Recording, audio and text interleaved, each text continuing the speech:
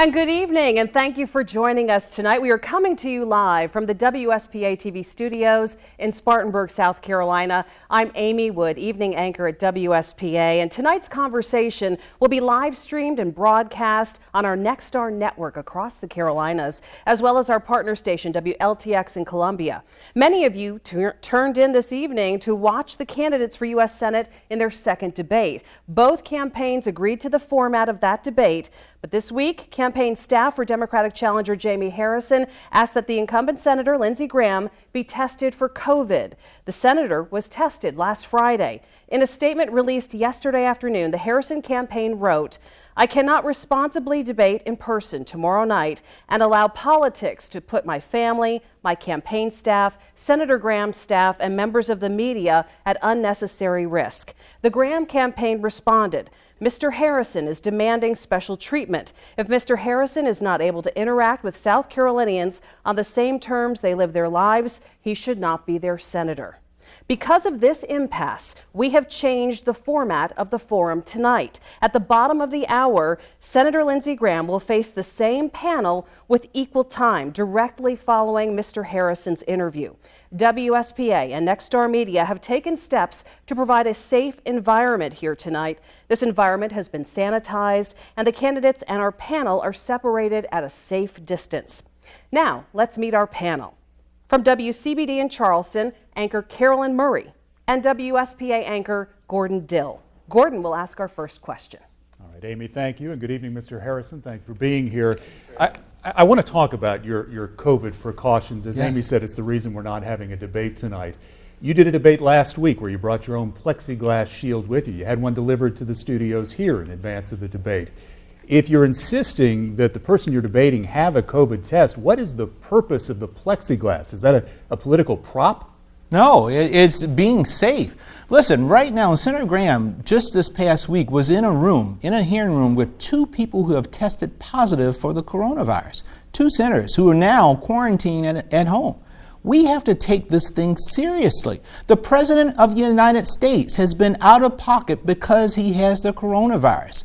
You know, when you take a look at this, and Senator Graham said that folks want special treatment. Nobody's asking for special treatment. What we're asking is for our senior senator to take this seriously. He has gone to events and he's never worn or hasn't worn a mask at some of those events. He sat on the White House lawn with 1,000 people, maskless. And so what I'm saying is, as someone who has a pre-existing condition, and I don't know the conditions of all of you and your staffs and the other staffs, we need our leaders to actually lead by example. Now, take a look at this. After the president announced that he had the coronavirus, we've had several debates across this country since then. Vice President Pence took a coronavirus test.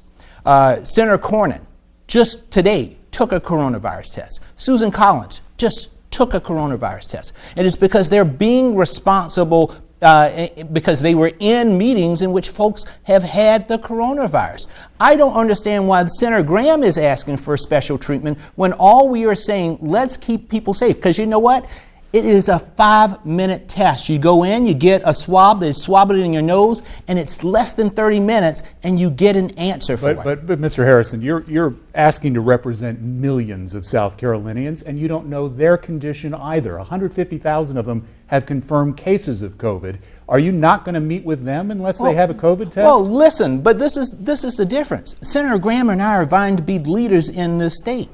We are also asking people to wear masks, and Senator Graham doesn't do that as well. Let me tell you, this is some real stuff. 3,500 South Carolinians have lost their lives. 150,000 have been infected. Well, and one who lost their lives was my aunt, Gladys, who died alone in a nursing home. This is impacting families in a way that we have never seen in our lives. And so what we need is somebody to be serious about this. 750,000 South Carolinians have lost their job. 400,000 of them lost their health care as well.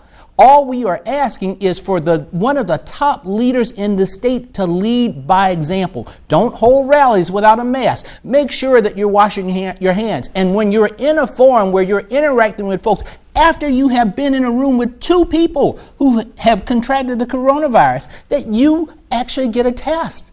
That's all we're asking. It doesn't take a whole lot to do that. And I just don't understand why Senator Graham's colleagues can do it, the Vice President of the United States can do it, and why he thinks he's special enough that he can't. All right. Thank you, Mr. Harrison. Carolyn. Gordon, thank you. Continuing with the same conversation talking about COVID-19, Senator Graham has presented us with a doctor's note indicating that he did not necessarily need to be tested. This is the same doctor who would, in fact, take care of you if you are, in fact, elected. Do you believe that that doctor's note is sufficient? Well, I'm not sure, but I do know that Dr. Fauci just said yesterday that the White House event that started this all, the cascading event, was a super spreading event.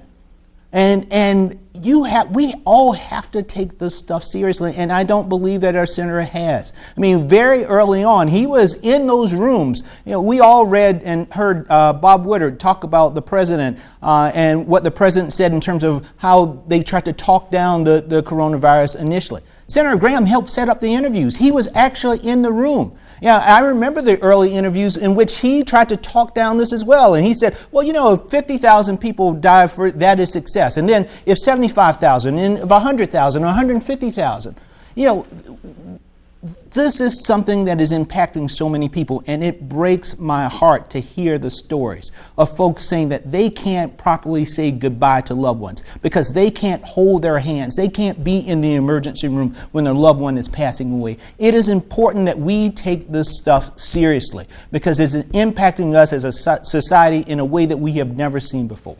Mr. Harrison, first of all, sorry for your loss. I appreciate you sharing that with us. Another quick question for you. It is about the national mask mandate.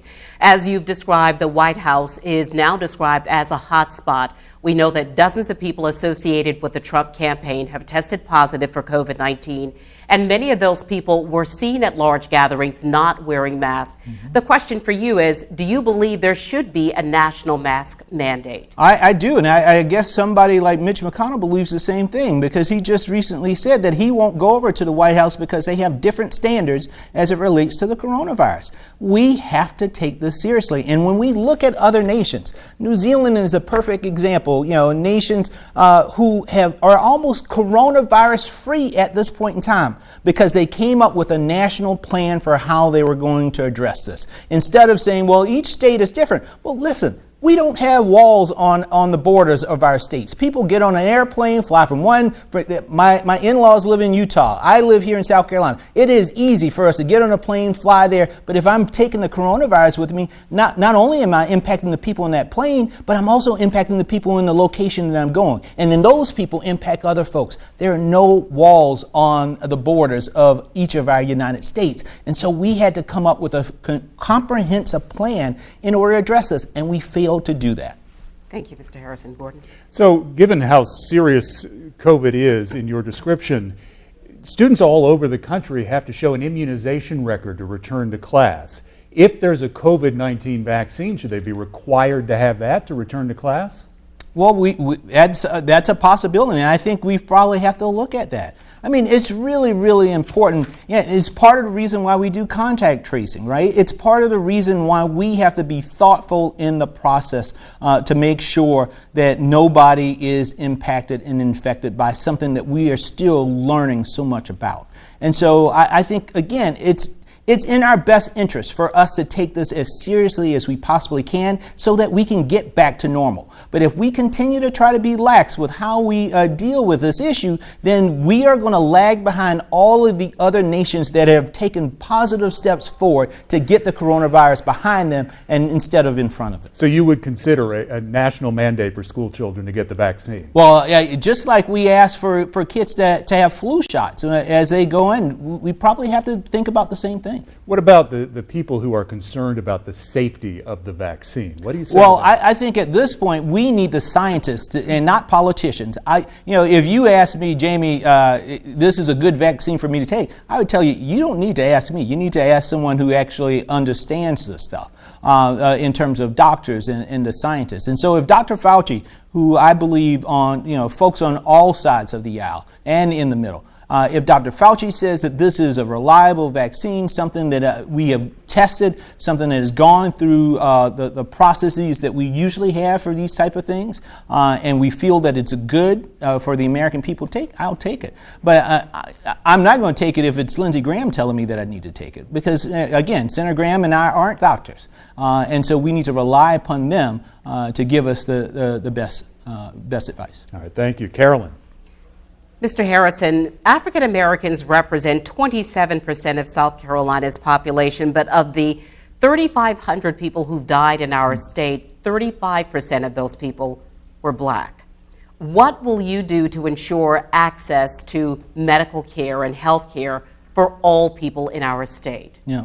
You know, what the coronavirus did was it exacerbated problems that were already here. And I remember just hearing about the coronavirus and cringing because I knew the impact that it would have here in South Carolina, particularly on the most vulnerable communities. We live in a state where almost 250,000 people don't have access to health care because we're one of 12 states that have refused to expand Medicaid. 38 other states have expanded Medicaid under the Affordable Care Act, and South Carolina has failed to do so. And as a result, 4 of our rural hospitals in this state have closed. And we're seeing that same type of trend in the other states that refuse to expand Medicaid.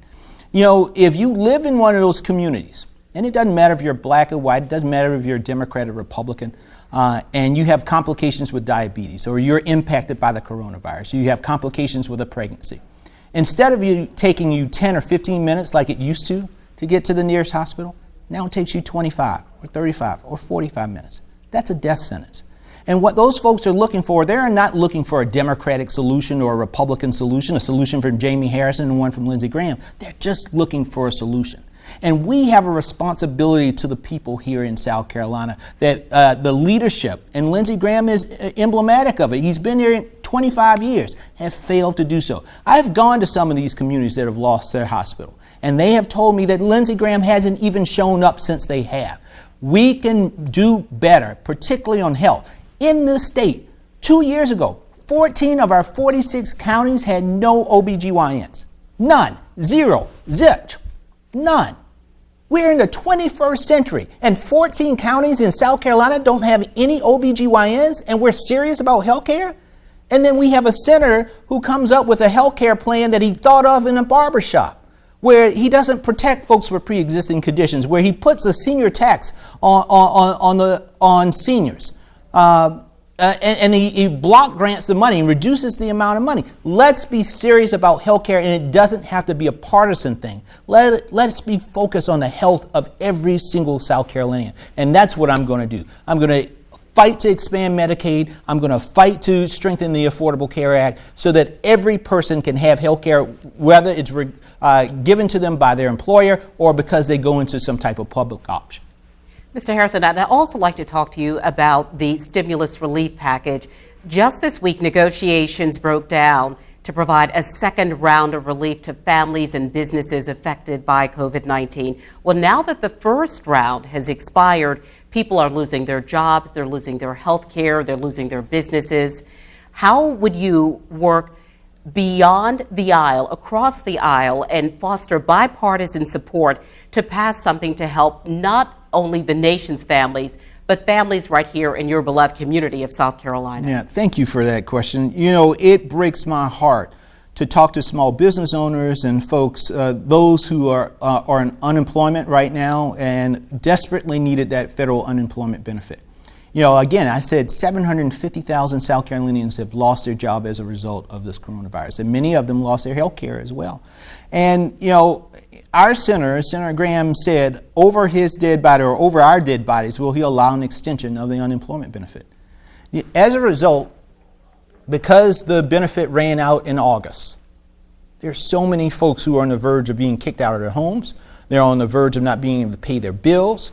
And our senator, who is so out of touch, didn't understand why it was important to continue that benefit. That benefit brought $20-some-odd million into the South Carolina's economy every week. Every week. So not only did it benefit the families, but it also benefited the small businesses that are on the verge of closing. South Carolina, I don't know if folks know this, South Carolina is ranked 50th in the nation as it relates to PPP dollars per worker. That means 49 other states are getting more money for their small businesses to stay open than South Carolina did. And so for me, in the end of the day, this is about what can we do to improve the state, not about Washington politics. And so I'll work with anybody who is looking forward to trying to build progress. And that means staying in session. You know, Lindsey Graham and the Senate went out of session for vacation in August. And it means we need to stay in session and get it done. And I wish the senator would take the urgency he has for the Supreme Court nomination to put that into actually doing a bill to address the needs of the folks in South Carolina on coronavirus. Thank you, Mr. Harrison. Gordon? Well, it's convenient, Mr. Harrison, you mentioned the Supreme Court. That's our next topic. I know you want to talk about the process of confirmation, but before you do that, is Amy Coney Barrett qualified to serve as a justice on the U.S. Supreme Court? Well, she was qualified to be in terms of the district court, and so, but I would need to ask her some questions to find out where she stands on certain issues, particularly in terms of the civil rights that have been gained in this country for so many groups. And so hopefully those questions will be asked of her in her confirmation hearings. But we shouldn't even be talking about confirmation hearings right now if we would listen to Lindsey Graham and followed his word. You know, Lindsey Graham said that he said, use my words against me. We should not be considering a justice in the fourth year, in an election year, and that he would not vote for such justice. You know, I learned, and I think many of us learned here in South Carolina, that a man and a woman are only as good as their word. And what is the word of Lindsey Graham's worth? Well, what is your position then? Do you have a rule you follow on when it is and is not appropriate to confirm a president's nomination? My rule is the precedent and the standards of the United States Senate. In 2016, the rule was that you should, whenever a president nominates, it should be considered. Then Lindsey Graham and others changed that rule and set a new precedent. And now he is going against his word and the precedent that was set. So, you know, in essence, so if this is a new precedent, then I'm going to follow this new precedent.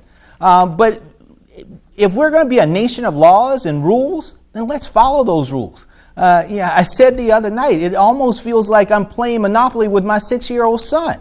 That, you know, you change the rules whenever it benefits you. And that's not the way that this country needs to run. And so I'm going to always follow the rules. People will always know, even if they don't agree with me, they will always know that I'm going to tell them the truth. I'm not going to waffle one way or the other. I'm going to be straightforward and tell them the truth. Speaking of the rules, let's talk about criminal justice. I want to read something you posted on Twitter. You wrote, quote, "Just as slavery was ended, we can end the epidemic of police brutality in this country and root out the systemic racism that oppresses communities of color across South Carolina." Are you saying police brutality is as pervasive in the South as slavery once was? And if you're suggesting a legislative solution to end police brutality, exactly what is it? Let me tell you, I grew up in Orangeburg, South Carolina. And one of the very first stories that I heard as I started learning more about the civil rights movement and what went on in my hometown was about the Orangeburg Massacre, when 3 college students who were protesting a segregated bowling alley and a bunch of other kids on the campuses of both South Carolina State and Claflin University were protesting because they wanted to desegregate that bowling alley. And they went marching. And 3 of those students lost their lives that night. None of them had guns, none of them had weapons, but they were marching for equality. And they were killed by members of law enforcement. Now, those members of law enforcement actually went to trial, but nobody went to jail. Nobody did. So imagine growing up in a community where that is the legacy. Imagine being an African-American man who has heard all his life the horror stories about how folks have been brutalized and beaten and how the criminal justice system hasn't been fair and not just. That's the reality of so many people in the state. Is that saying that all police are bad? No. I have police officers in my family. My grandpa Ron, on my stepdad's side, had been in the police force over 30 years. I've talked to him. I know, we all feared about him leaving each day and coming back home at night. But what we're saying is there's some bad apples in the system that need to be rooted out, that we need to bring accountability to the system so that every community whether it's a black community, a white community, or a Latino community. Every community can feel as though their police are there to protect and serve them. And what is your legislative solution? Well, part of the solution is coming up with a register. So that we know of those bad police officers, so that somebody who commits atrocities in Chicago can't come down to Spartanburg County and get a job as a deputy sheriff. Some of that is getting rid of having a national force of standard, a standard of force, so that we know whether you are in Chicago or whether you're in South Carolina, we know what the standards are in terms of how you use force and what type of force that you can use. Some of that is let's demilitarize our police so that we can rebuild the faith between our communities and the police officers. We understand the importance of policing, and I don't believe in this trend of defunding the police. I don't believe in that because police have such an important role in our communities. But what I do believe is bringing more accountability into that system in order to make sure that folks have trust that when they call on the police officer, they don't have to worry about whether or not they're going to have their lives. All right, thank you. Carolyn. Thank you. Mr. Harrison, we are continuing our discussion about civil unrest. Social change in this country has come about when women and racial and ethnic minorities have marched and protested. We've certainly seen that a lot this past year. Describe legislation that you would push forward to ensure the rights of organizations are met. And have you met with members of the Black Lives Matter movement? And what kind of legislation have they described they want, and what have they expressed as their concerns? Yeah, I know folks in the Black Lives Matter movement. I haven't not met officially with anybody in terms of the organization, and I know a number of the folks in the movement here in South Carolina. And many of Why have you not met with them? They haven't asked for me. Did you feel it was important to reach out to them because their presence has been so visible this year? Well, many of the folks here in South Carolina that are involved, I know personally, and I know we've worked together on other things. What they're pushing for is, again, I don't believe in the defunding the police effort. But I do believe in strengthening the relationship between the police and the communities, more community-based policing, making sure that we also bring in other professionals that can help alleviate some of the pressure and some of the tension. Bringing in psychologists, bringing in drug addiction counselors and those type of folks to help address the situations in our communities. And I think that's really, really important. I've also, talked with a few members in the police forces about things that they believe can work as well. And so, I believe I can be one of those people that will bring both our policing forces and our community organizations together to sit at a table and come up with solutions that work for South Carolina. Thank you, Mr. Harrison. Thank you. Gordon? So if the Supreme Court were to strike down the Affordable Care Act, what exactly is the plan to replace it? Well, if I'm in the United States Senate, we are going to find a way to replace it, because if the Supreme Court does strike down the ACA, that means in the midst of a pandemic, that is only going to get worse between now, because of we're in flu season as well, and we are seeing spikes. Dr. Fauci said yesterday he wants 10,000 new cases a day, but we're seeing 40,000 new cases a day in this country. So we're in the midst of a pandemic, and Lindsey Graham supports the court to strike this down. The question is, what are we going to do then for those 23 million people who do not have health care? We're going to have to find some way to make sure that happens, or otherwise we are going to create even a greater pandemic and a greater tragedy and crisis in this country. Again, I believe in the ACA. I believe coming up, using it as a public option, strengthening it by including mental and vision and dental health as well. But we will be in a fix as a nation if that law is struck down by the Supreme Court. And it's sad that Lindsey Graham supports that effort. All right, thank you. We have 1 minute left. Carolyn. Gordon, thank you. Mr. Harrison, sorry that we are short on time, but we would like you to answer the question about your concerns and restrictions on abortions. Describe what you believe are appropriate restrictions on abortions. Well, for me, I'm pro-choice, but in the end of the day, I believe the issue of abortion is a hard issue. It's a difficult issue. It's one that it's a painful one to even think about and talk about. But in the end of the day, I believe it's between a woman, her doctor, and her God.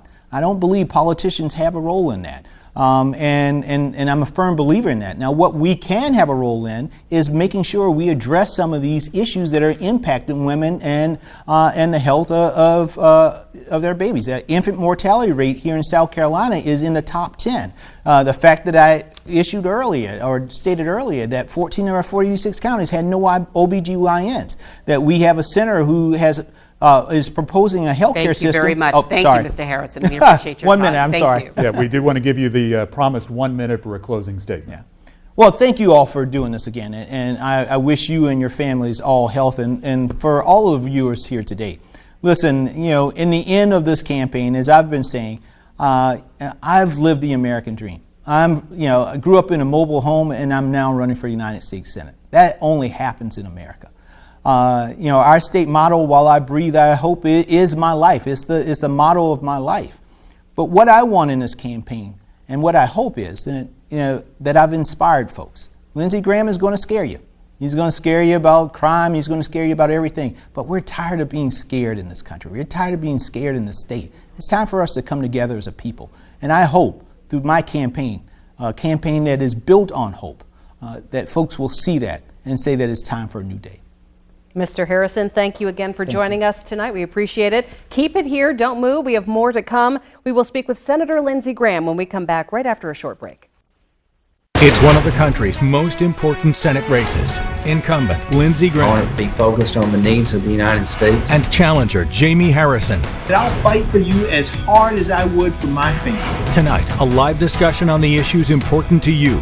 The pandemic, the economy, education. From your local election headquarters, the South Carolina Chamber of Commerce, and Nexstar Media. The U.S. Senate race, South Carolina. A live candidate conversation.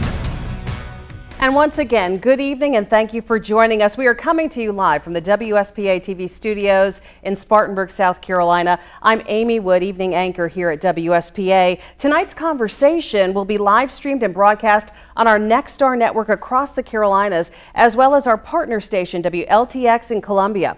Many of you tuned in this evening to watch the candidates for U.S. Senate in their second debate. Both campaigns agreed to the format of that debate. This week, campaign staff for Democratic challenger Jaime Harrison asked that incumbent Senator Lindsey Graham take a COVID test. The senator was tested last Friday. In a statement released yesterday afternoon, the Harrison campaign wrote, "I cannot responsibly debate in person tomorrow night and allow politics to put my family, my campaign staff, my Senator Graham's staff, and members of the media at unnecessary risk." The Graham campaign responded, "Mr. Harrison is demanding special treatment. If Mr. Harrison is not able to interact with South Carolinians on the same terms that they live their lives, he should not be their senator."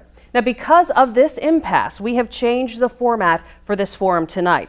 At the top of the hour, Mr. Harrison joined us for half an hour of uninterrupted questions from our panel. Now, Senator Graham will face that same panel with equal time. WSPA and Nexstar Media have taken steps to provide a safe environment tonight. The environment has been sanitized, and the candidates and our panel are separated at a safe distance. Now let's meet that panel. WCBD from Charleston anchor Carolyn Murray and WSPA anchor Gordon Dill. Gordon will ask the first question. All right, Amy, thank you. And good evening, Senator. Thank you for being here. Starting on Monday, you will chair a committee to confirm a new Supreme Court justice. You'll be inside a hearing room for hours at a time, several days of the week, with some of America's top elected leadership. Is it not appropriate for you to take a coronavirus test in advance of that hearing? Well, number one, I am the chairman of the Senate Judiciary Committee that's about to confirm the most highly qualified woman I think ever nominated by the Republican Party. I'm extremely proud of it.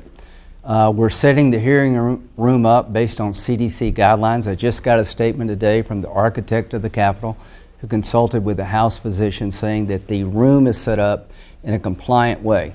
But here's what's important. How many of you are going to go to work tomorrow? How many of you will be around people tomorrow? If you're a waitress and you go to the restaurant, to earn your living? Are you going to require of your employer that everybody be tested that comes into the restaurant? Are you going to require that all your coworkers be tested where they need to or not? You can't make that requirement. If you did, it would break our economy. So we're going to run the hearing in a medically compliant way, but I'm not going to live my life differently than you have to live yours. To those of you who work for a living, you can't do what Mr. Harrison has demanded tonight. You can't not show up at work because you want everybody tested where they need to or not. I've got a letter from my doctor saying that I am CDC compliant. There's no reason to test me. So this is not about testing. This is about political accountability, and the great loss tonight was a debate. I do a lot of interviews. I was looking forward to debating Mr. Harrison about would you vote for Amy Barrett? She's highly qualified. I voted for Sotomayor and Kagan, nominees presented to the Senate by Barack Obama. I saw in them qualified women that I would not have chosen, but I understood President Obama had that right. Mr. Harrison, when it came time for President Trump to nominate Neil Gorsuch, highly qualified, joined into the effort to filibuster that nomination. Mr. Harrison said, bring out the cots. He joined in with Chuck Schumer to engage in the first partisan filibuster in the history of the United States Senate. The rules changed under Schumer and Reid, not me. I voted against changing the rules, had to change them for Justice Gorsuch. But here's the last thing about judges. You know, I voted for Sotomayor and Kagan and everybody applauded. Every liberal in the country, oh, we love Lindsey Graham. Then I watched the destruction of Brett Kavanaugh, one of the most decent people I've known in my entire life. I stood up and stood by him. Now there's $50 million coming in the last 3 months alone to take me out. I stood up for Kavanaugh. I got in the way of destroying his life. And Mr. Harrison cheered on the destruction of Brett Kavanaugh. I voted for Democratic judicial nominees. He joined Schumer in opposing Trump nominees, and I guarantee there's no way in God's green earth he'd ever vote for Barrett. And that's important to the voters of South Carolina. If you're looking for somebody to support conservative judges, I'm your guy. If you're looking for somebody to reach across the aisle, I have done it. Well, let's ask about that confirmation process. I do want to play a piece of sound recording from something you said a short time ago, if we can play that. If an opening comes in the last year of President Trump's term and the primary process is started, we'll wait till the next election. You said that, Senator, in 2018. The question is, how do people know the things you're saying tonight won't change when it is politically convenient for you or your party? Well, Gordon, I appreciate that question. In January 2019, I was asked after the Kavanaugh debacle, what would you do if there's an opening? I said I would see what the market would bear. In August of this year, I was asked by NBC, if there's an opening on the Supreme Court, what would you do? We'll see what the market bears. I'm going to lead the charge to confirm Judge Amy Barrett to the court, and I can tell you this, if Chuck Schumer and Democrats were in charge, they'd be doing the same thing. We've had 19 nominations in an election year. 17 of the 19 have been confirmed when the president is of the same party as the Senate. Here's the thing for me. When it comes to Democratic judges, I gave them a fair shake and I voted for them. When it comes to Republican judges, my Democratic colleagues want to destroy them. Thomas, Bork, Alito, now Kavanaugh. I am hoping that this hearing doesn't turn into the Kavanaugh debacle. I'm hoping that Amy Barrett gets treated with respect, the way I treated Sotomayor and Kagan. We're moving forward. We're doing nothing unusual here in terms of how the Senate operates. All right, thank you. Carolyn. Thank you, Gordon. Senator, thank you for being with us tonight. Yes, we ma'am. appreciate your time. You know, Senator, the White House has been described as a coronavirus hotspot. Dozens of people associated with the president's campaign have tested positive for COVID-19. And many of those people were seen at large gatherings and they were not wearing masks. So my question to you is, do you believe in a national mask mandate? I believe that everybody should wear a mask, you should wash your hands, and you should socially distance. This is a deadly disease. And do you believe there should be a national mask mandate? I don't know how you enforce it. Who enforces it? Does the FBI follow us all around? I believe in responsibility.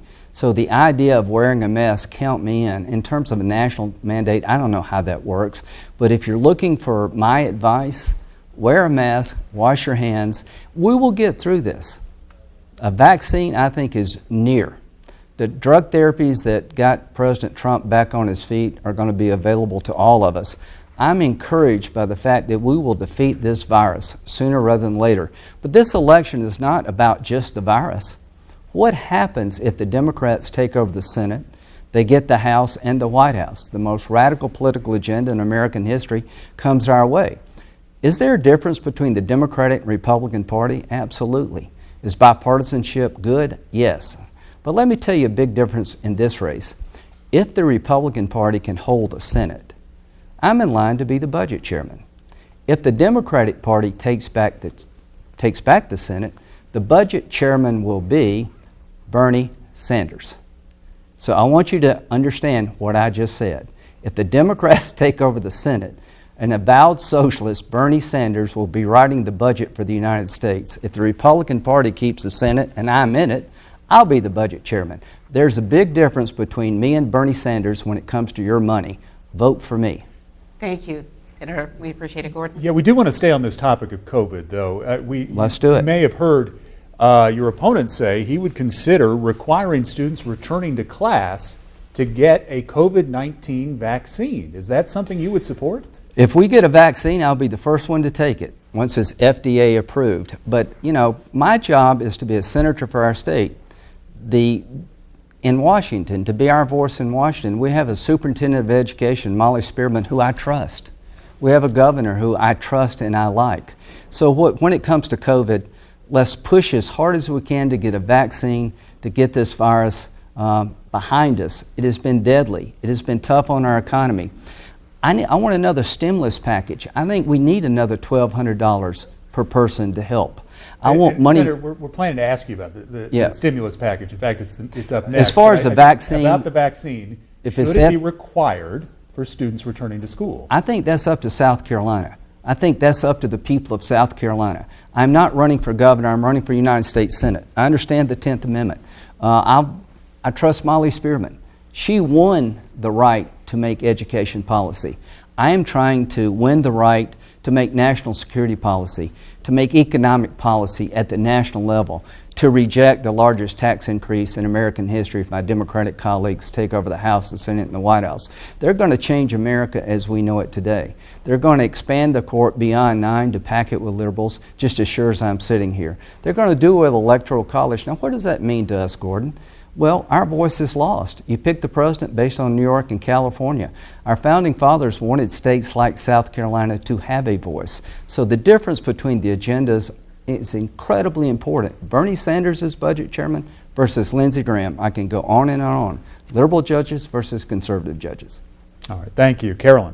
Gordon, Senator Graham, just this week negotiations broke down to provide a second round of relief to families and businesses impacted because of the coronavirus. Well, now that first round has expired, a lot of people are losing jobs. They're losing their health care. They're losing their homes. You were talking about providing relief. How will you do that? How will you reach across the aisle to ensure bipartisan support to help families who are struggling and desperate for relief right now? By voting for a package, it will make a difference. I voted for Phase 3. It passed the Senate unanimously. It was $1 trillion. I'm willing to do almost $2 trillion. I want the money to help the problem. The Chamber is one of the sponsors of what would have been a debate, now is a conversation. My family ran a restaurant, we had a liquor store, a bar, and a pool room in central South Carolina. I grew up in the back. What a great country. You can go from the back of the bar to being a senator. But I want to give liability protection to every business in South Carolina who plays by the rules. If you'll do what's required of your business, I don't want you to be sued because of COVID. My Democratic colleagues will not agree with that. I'm for a $1,200 check. I'm for hundreds of billions of dollars to help our schools safely allow our kids to go back. I'm for PPP. I just got back from Myrtle Beach and Charleston. The tourism industry is on its back. It was a tough summer. Nobody's traveling now. The golf courses are not being run at all. The hotels occupancy is down. Another round of loans for businesses who are struggling. Count me in. I just talked to the president at lunch. I've been on the phone with Secretary Mnuchin. I am excited that Pelosi and Mnuchin are talking again. Count me in for another stimulus package, but we have to have liability protection so our businesses are not sued out of existence. Thank you, Senator. Our next topic, Senator, is criminal justice. In the debate last week, you said you did not believe there was systemic racism in our law enforcement. So the question is, as a Congress, what legislation can protect Americans from police brutality? So number one, let me say this. Reform the police, yes. What happened to Mr. Floyd was wrong and people should pay a price. But what's happening in America and in all over the country is a war on the police itself. There are some bad cops out there. I've been a prosecutor, I've been a defense attorney, I've been a military judge. Count me in the camp of reforming the police but having the cops back. I've been endorsed by the Fraternal Order of the Police because they see in me an ally. I voted for criminal justice reform to make sure that African American males and Hispanic males mostly who've been sentenced to long times in jail for nonviolent offenses can get a second chance. Tim Scott, my dear friend and partner here in South Carolina, produced a police reform bill that was bipartisan, and Chuck Schumer stopped it from coming to the floor. They said no to Tim Scott's effort to find a solution to police reform, transparency, more money for diversity, hiring more minority police officers. It was stopped because they want the issue. They don't want to solve the problem. That breaks my heart. And Jaime Harrison, my opponent, supported the Nancy Pelosi version of police reform and said no to the Tim Scott version of police reform. He will pick Pelosi over Tim Scott every time. He will go with Schumer when it comes to judges, and that's what's on the ballot here, folks. Count me in for reforming the police. Tim Scott had a plan that was blocked by Democrats. The Nancy Pelosi plan will cripple the police. So Mr. Harrison had a chance to weigh in and be bipartisan. He chose Pelosi over Tim Scott. I did not. Thank you, sir. Carolyn. Senator Graham, our next subject is the issue of civil unrest in this country. You know, social change in this country has come about when women and racial minorities have marched and protested. Sometimes that's resulted in rioting. Certainly no one supports lawlessness. You have said in the past that you support Black Lives Matter. Have you met with members of that organization, first of all? I met with pastors. I met with people in the African American community, and here are the facts. Do I believe our cops are systemically racist? No. Do I believe that South Carolina is a racist state? No. And let me tell you why. To young people out there of color, to young immigrants, this is a great state. The one thing I can say without any doubt, you can be an African American and go to the Senate. You just have to share the values of our state. Tim Scott is in the Senate. He's the only African American Republican in the country.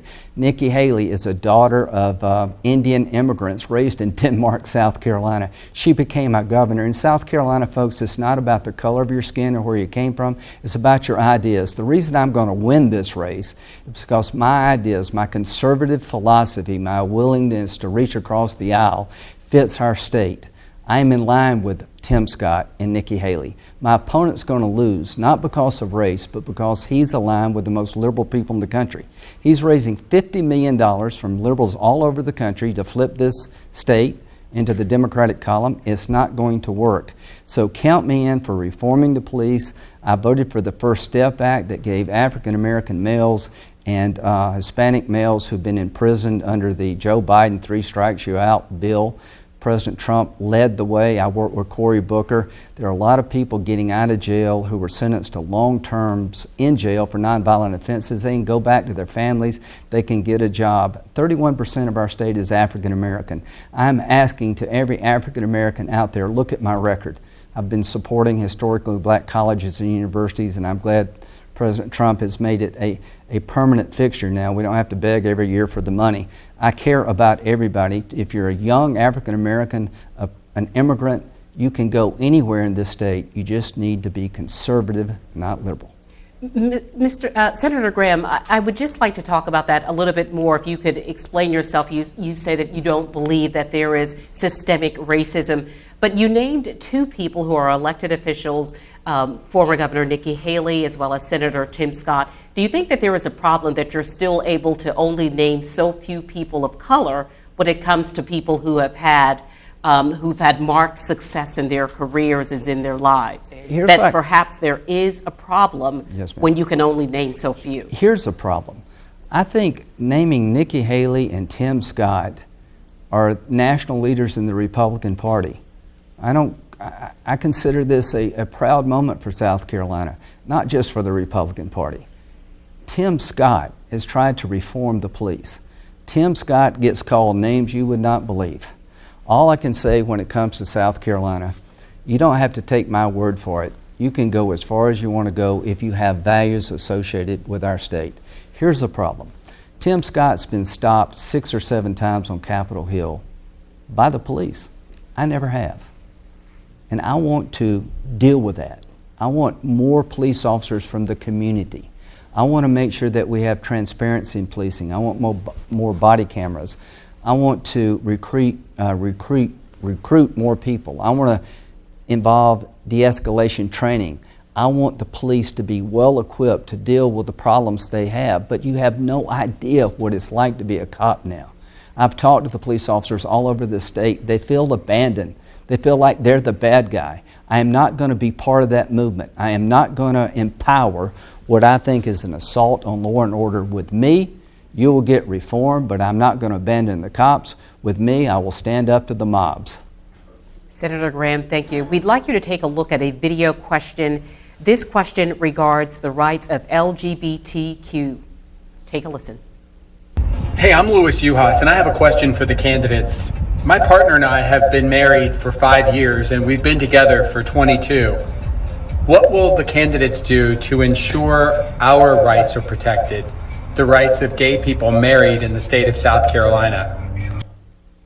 Good question. The law of the land by the Supreme Court is that same-sex marriage is now legal. I accept that ruling. We're a conservative state. There are a lot of religious people around this state who believe in traditional marriage. They're not bigots. They're not Neanderthals for believing in that. But this man, under our law, has a right to his relationship. I will honor the law of the land.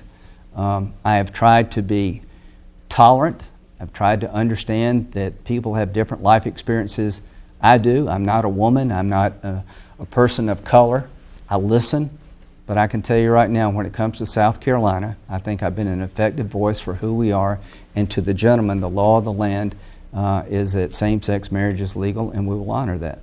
Thank you, Senator.